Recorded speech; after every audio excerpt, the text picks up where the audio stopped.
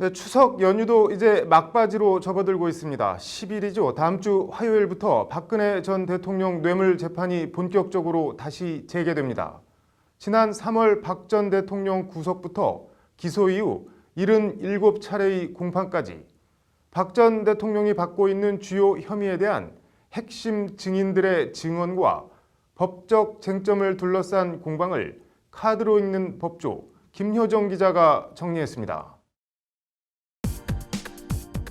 2017년 3월 31일 박근혜 전 대통령에 대해 법원이 구속영장을 발부하고 박 전 대통령은 서울구치소에 수감됩니다. 그리고 4월 17일 검찰은 박 전 대통령을 뇌물 등의 혐의로 구속 기소합니다.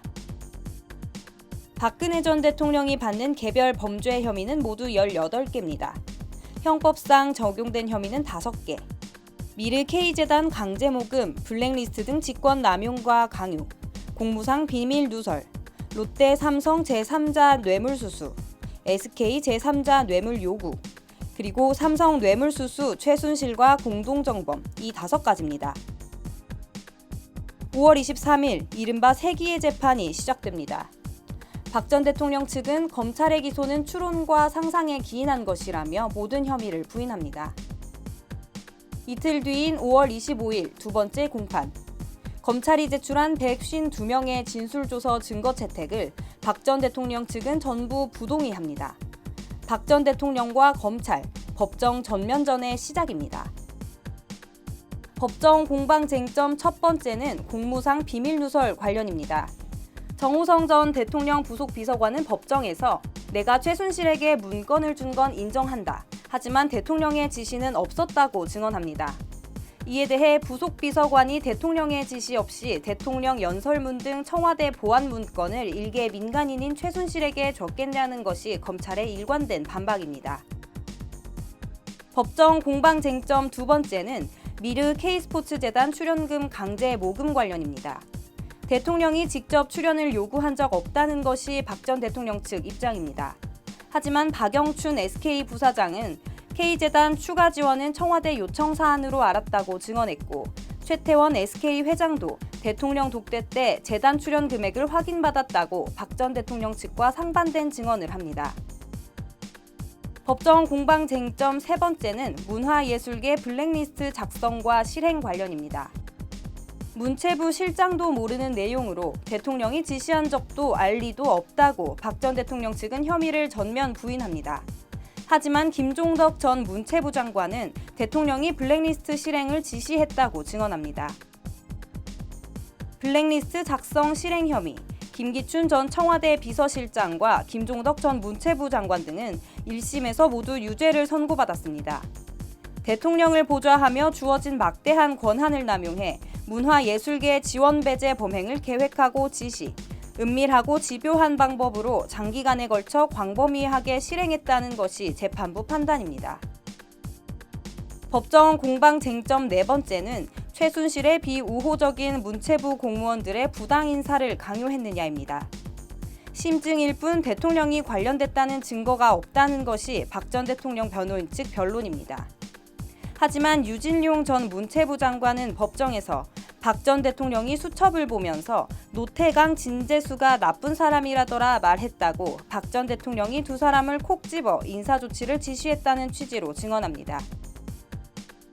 문체부 부당인사 직권남용 등 혐의와 관련해서도 김종덕 전 장관, 김상률 전 수석 등 관련자들 모두 1심에서 유죄를 선고받았습니다. 재판부는 판결문에서 노태강 전 국장 등 사직 강요는 대통령의 위법한 짓이라고 명시적으로 대통령을 적시했습니다. 법정 공방 다섯 번째이자 핵심 쟁점, 삼성그룹 뇌물수수 혐의입니다. 정유라는 어렸을 때 보고 못 봤다. 정유라의 말 사주라고 한 적 없다. 엮어도 너무 엮은 것이라는 것이 박 전 대통령 주장입니다. 수해 당사자인 정유라 씨는 이와 관련해 법정에 깜짝 증인으로 나와 엄마가 돈 주고 말 살 필요 없다. 그냥 삼성 말을 내 것처럼 타면 된다고 했다고 삼성 뇌물을 사실상 시인합니다. 정유라 씨의 증언 등을 증거로 이재용 부회장 1심 재판부는 이 부회장 뇌물 혐의에 대해 유죄를 선고합니다. 박 전 대통령의 적극적 지원 요구에 응한 수동적 뇌물 공여, 박 전 대통령이 적극적으로 뇌물을 요구했다는 것이 이 부회장 1심 재판부 판단입니다. 5월 23일 첫 재판 시작 이후 오늘로 137일이 지났습니다. 그동안 77차례 공판이 열렸고 재판정에 출석한 증인만 80명에 육박합니다. 박 전 대통령의 주요 혐의와 관련된 피고인들은 1심에서 거의 대부분 유죄를 선고받았습니다. 이제 박근혜 전 대통령에 대한 선고만 남았습니다. 이런 가운데 오는 16일 박근혜 전 대통령의 구속기간이 만료됩니다. 검찰은 구속기간 만료 전 1심 선고가 사실상 어렵다고 보고 재판부에 박 전 대통령에 대한 추가 구속영장 발부를 요청했습니다.